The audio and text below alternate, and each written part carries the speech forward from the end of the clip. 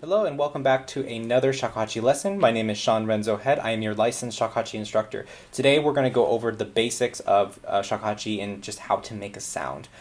When I first started learning Shakuhachi and I was telling people that I was studying it, a lot of people asked me the same question is, can you really make a sound on it? I've heard that it's one of the most difficult instruments to play. And it's true that this instrument is very difficult to control and to make the sounds on, but the reason why is because of how simplistic it is. It really is just a hole with four finger holes in the front and one back. It's just a tube of bamboo. So I'm going to keep it very, very basic with this is because I think a basic instruction for making the sound works for an instrument that's very basic in construction. So we're going to be using the top part. We're going to talk a couple parts of this of the udeguchi. So right here in this little top upper corner, that's where our air is going to go, and we want to hit this little sweet spot to vibrate the entire piece of bamboo.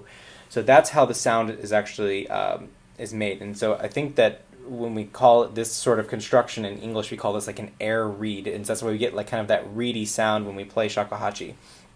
So what I do is I place my lips, my bottom lip below, and then my top lip above, and it's almost like kissing the flute. So just like this. And so what I'm going to do is after I do that, I'm going to lower the flute, the bell, and this part right here. I'm just going to lower it just about an inch. Or inch 2, 3, something like that. Then what I'm going to do is I'm going to keep a nice relaxed face. And then I'm going to open my mouth. And then from that position, what I'm going to do is I'm just going to blow air and close my mouth slowly.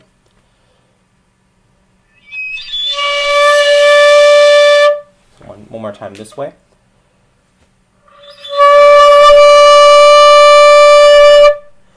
So a lot of students that I've gotten, what they say first is that from other YouTube videos and from other teachers that they say they make the Buddhist smile, where they're kind of doing this way and then blowing the notes.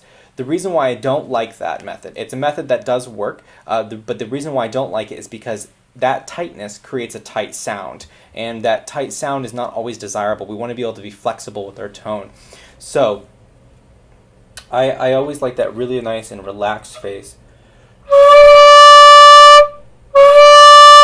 to get that sound out. So now once you get that sound, and what you can do is you're probably in this position where the note's a little bit flat. All you have to do is just slowly bring the flute down and experiment. What happens when you get all the way completely vertical? Where does the sound go? Where is the sweet spot on the flute? Does it work better if you go to the side?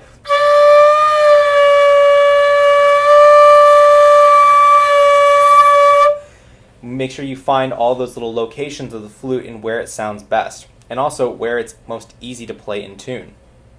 After that, what you're going to do is slowly work the fingers all the way down. When you play, the easiest note and the most flexible note is going to be all holes open.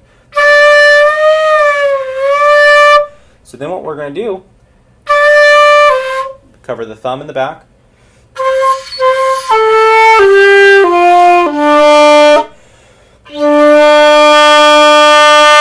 And then you've have been able to make all those 5 notes. So once you're able to get all those 5 notes all the way down, I'm going to recommend that you go to my video called Tone Workshop, where we can talk about how to actually grow that tone, be able to play multitude of different colors and dynamic levels as well. So I hope this was helpful. I'm going to go through that process one more time, and then I will see you over at the Tone Workshop video. So again, we're going to place our lips, top lip on the upper part, bottom lip here, right in between, like kissing the flute. Drop the flute down just about an inch to 6 inches.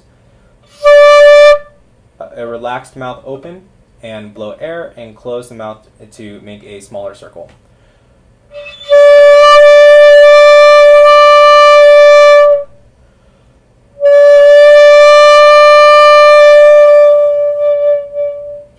I think one crucial detail as well about shakuhachi is that it's not, the air doesn't come from the top lip.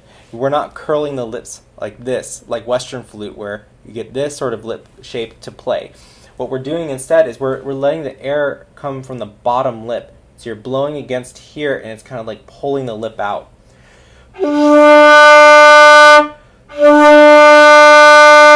And that's what really gets that kind of deep, more resonant, and also a little bit more of that airy sound as well. So I hope that was helpful. It doesn't happen right away for most people. It really does take a little bit of time.